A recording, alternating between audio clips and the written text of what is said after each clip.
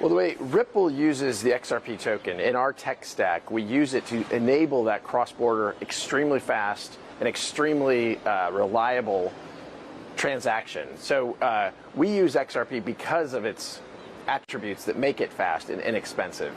There are other tokens that people use for other use cases that don't work as well for payments. The XRP ledger, from its origins, has really enabled payments at scale in a way that certainly Bitcoin, while it's very good for digital gold, its speed and cost per transaction makes it less attractive for a payments type use case. So Ripple will continue to use XRP because of its core attributes as a really efficient technology. Is that something you see continuing in your tech stack going forward? For sure, without question. And I think you'll see Ripple use the XRP ledger for other use cases as well. We're certainly making investments, as I mentioned, in the carbon credit marketplace and other verticals that we think could be compelling. We've seen a lot of market volatility, of course, in the public equity markets. We've seen that filter through to the crypto markets as well. What's your outlook for the rest of the year? Do you expect sort of crypto markets to push higher and that volatility reduce, or are you expecting just this continued sort of seesawing we're seeing? I think it's really hard to know the timing, but I'm incredibly bullish on crypto overall. And frankly, that's because of the macro factors. There's two that I'll highlight.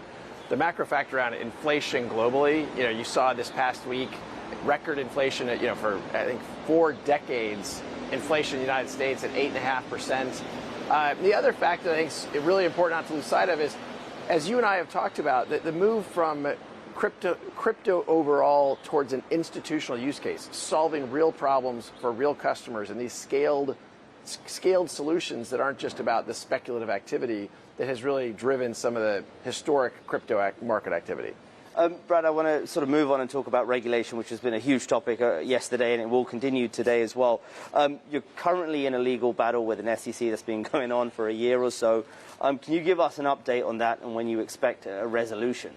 That started in December 2020, and the core question there is around a nuanced legal question.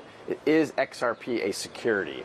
And did Ripple sell, as an XRP, an investment contract, did Ripple sell unregistered securities? Did I, Brad Garlinghouse, sell XRP as an unregistered security?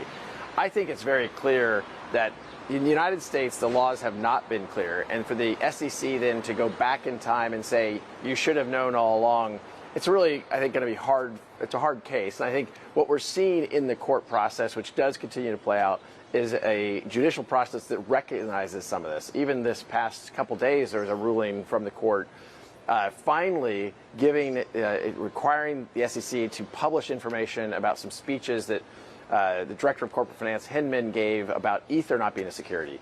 And the fact that even now you have the SEC not able to answer the question, is Ether a security? They won't answer that question. They're saying there's clarity, but then they won't provide clarity. They're saying they won't comment on specific projects, but then they comment on Bitcoin. Bitcoin is one of the largest projects, but yet still just a project. Just in terms of broader crypto market regulation, we had, of course, the executive order from President Joe Biden. At the time, there was a lot of criticism. Well, this doesn't sort of go far enough. It's not laying out specifics. What's your view on it? Did you think it was significant for the market? I think it was very significant. I think it was very positive. Frankly, the leadership we've seen outside of the United States in crypto regulation is way ahead of where it has been in the U.S. It's something we've been saying for years. And I think at the core of the executive order from the Biden administration is acknowledging that exact point, that the competitiveness of the U.S. in these developing markets around crypto, around blockchain technologies has fallen behind, and more investment and more talent is going outside the United States.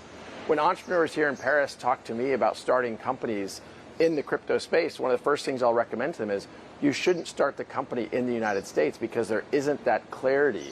And so a lot of the hiring, even for Ripple, we'll hire over 300 people this year. Well over half of those I expect to be non-US based. Hi, I'm Joanna Bersecci, and thank you for watching. You can check out more of our videos by clicking on the boxes on the screen. And don't forget to subscribe to our channel for more from CNBC International. Thank you for watching.